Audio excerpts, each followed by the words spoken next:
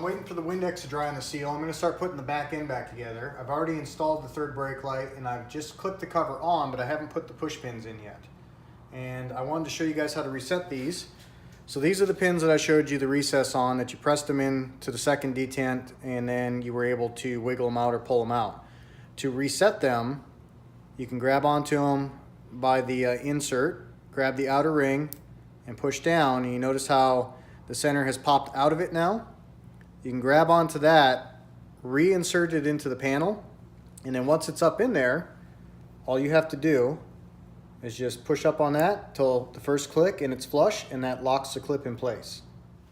Now that all of our soap residue is dry out of the back seal here, we're going to start applying our urethane around the outside perimeter and the inside perimeter of the glass here. We're going to be using a 3M product. It's 08690 is the part number. Picked this up at Napa. It's used in conjunction with the pinch weld primer, which we've already put on with the Sika Primer 207.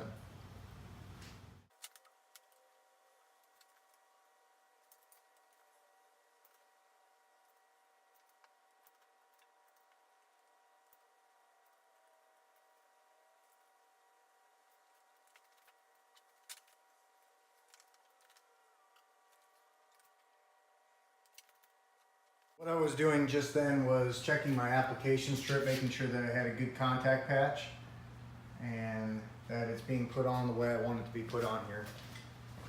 So I'm going to lift that seal again and we're going to continue on.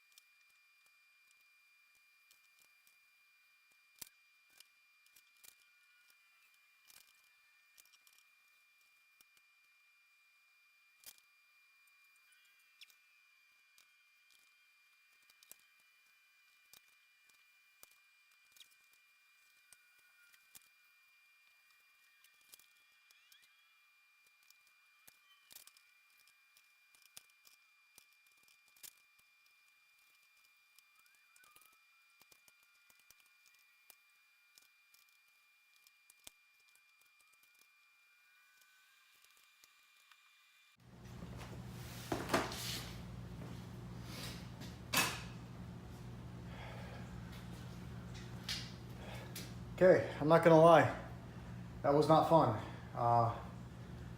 Manual caulk gun and that urethane is extremely tough, so it takes a lot of work to get it to come out of the gun, and it comes out at a very slow rate, so you gotta kind of check while you're going, lift the seal back and make sure that it's actually applying. But if you have a commercial grade gun or one of those battery operated Milwaukee's or DeWalt's, excuse me, I would highly recommend one of those because doing that, I'm spent. My hands and my forearms are burning right now, so might be something worth investing in. I'm gonna let that set up for just a second or so and give my hands a break, and I'm gonna come back and do the outer seal.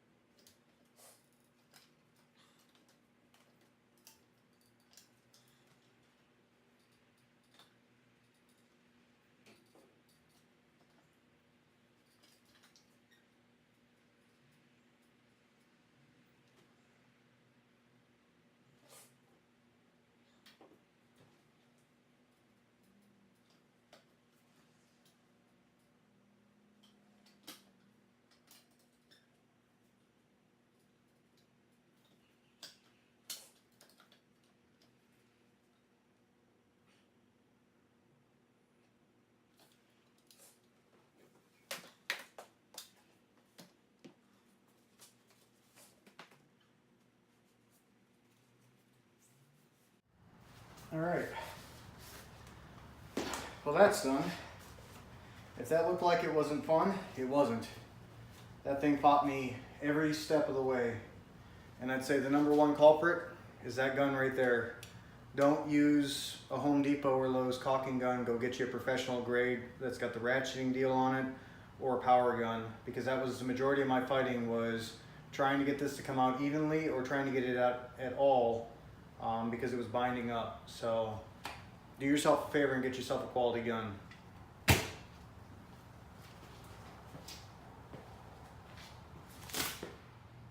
All right, now I've got the tape removed off the back glass, or off the back hatch around the glass, and I've cleaned up the edges, got all the extra urethane off with some acetone and a rag, and just basically cleaned up the edge of it. You have about 15 to 20 minutes with that particular product worth of working time to move the glass around and you know, get your seal set and everything like that. So it seems to be a little bit longer right now. I think it's mainly because it's only about 58 degrees outside. One of the other things you may have noticed in the video is that there was a couple times where I took a break and I actually had to go inside and run the tube of caulking, or the tube of urethane, under hot water just to make the material more malleable. I was having a hard time getting it to come out of the caulking tip and apply to the seal. So by warming it up some, I was able to make it come out of the tube just a little bit easier. One other correction I did want to make here too is, originally I told you with these pedestals up on the top for the spoiler, I had said that these bolts, or these screws, go into metal nutserts, and I was incorrect. These actually thread into the plastic housing. It's these three that go into the metal nutserts, and I'll show you those right here. So before we put these back on, I'm going to brush all this dirt off and clean it up, and then I'm also going to apply some anti-seize lubricant to these screws before I stick it back on there.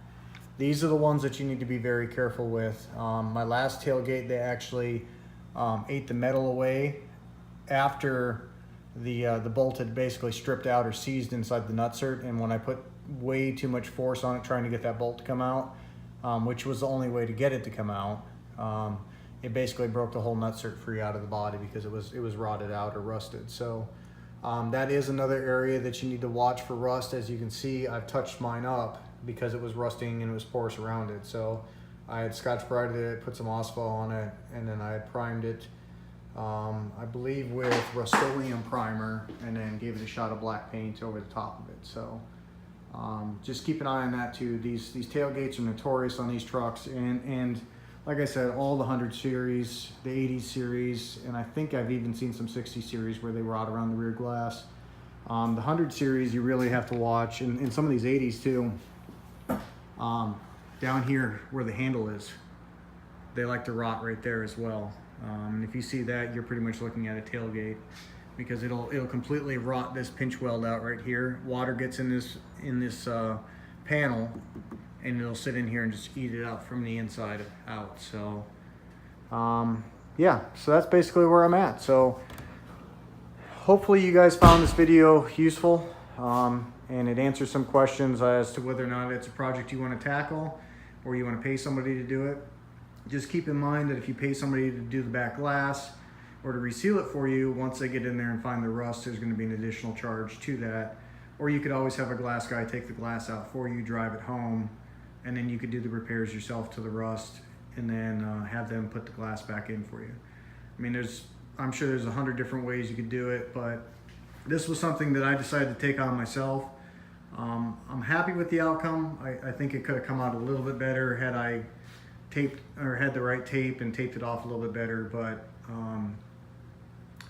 and the other thing again would be to get a proper caulking gun. The little stamped tin metal ones from Home Depot, Lowe's, just do not cut it in a situation like this. I mean, obviously I don't have ideal conditions outside either. If this was the middle of summer, it'd probably come out a heck of a lot easier, but with the colder temperatures that I have right now, it just wasn't doing me any favors. So again, I hope you guys found this video useful, and if you have any questions, drop them in the comments below and I'll try to answer them as quickly as possible.